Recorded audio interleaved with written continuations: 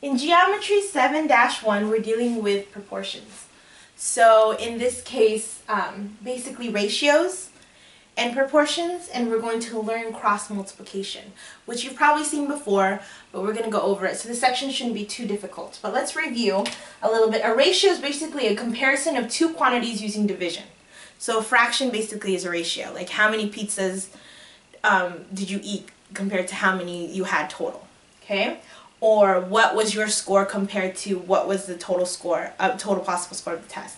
These are all ratios. Now proportion takes these ratios and they make them equal to each other. So basically equal fractions that are equal.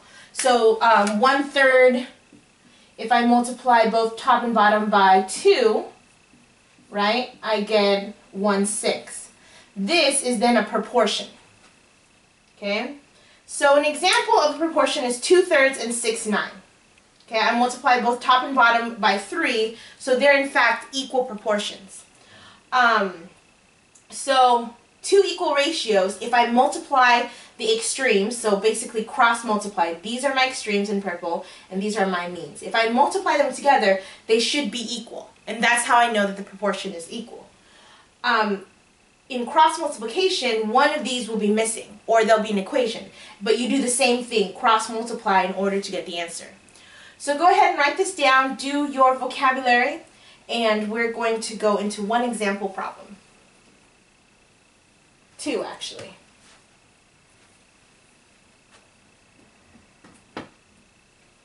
Okay, this one, let's start by basically multiplying the extremes and the means. So my extremes are 6y, and then my means are 9 times 18.2. So all I do is just cross multiply. Once that happens, then I'm going to go ahead and multiply 9 times 18.2.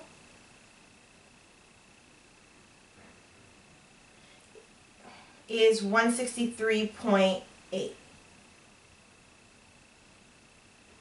I had to check, sorry. I'm going to bring 6y down and I'm going to have 163.8. Now, once I get it here, it's just solving like a regular algebra problem, right? I want to get y by itself, so I'm going to divide both sides by 6. I end up with y equals 163.8 divided by 6, which is 27.3. That's my answer. So again, cross multiplication is what I do in order to set it up, and from there it's just algebra that you're going to be using to solve. Okay? These are going to be important when we're doing similar or ratios, especially when you're doing your art project, because you don't find the measurement. I mean, you're not going to recreate an actual physical arc in standard size. You have to scale it down, and proportions really help with scaling. This one is a little tricky because it has an equation. In order to approach that is I'm going to take the equation, I'm going to put it into parentheses so that I keep it together until it's time for me to solve. And then after that, I'm just going to do the same thing. I'm going to do the extremes. So 6 times 4x minus 5. This multiplication, so I can put the 6 here or 6 here. It's just easier to put the 6 here. And then the means, so 3 times negative 26. Okay? Now, remember with this one, I have to do what? I have to distribute. So I take this and I'm going to take it and distribute here. So I end up with 24x, 6 times negative 5 minus 30 equals 3 times negative 26, which would be negative 78. Now, from here again, it's simple algebra. I'm going to add both sides by 30.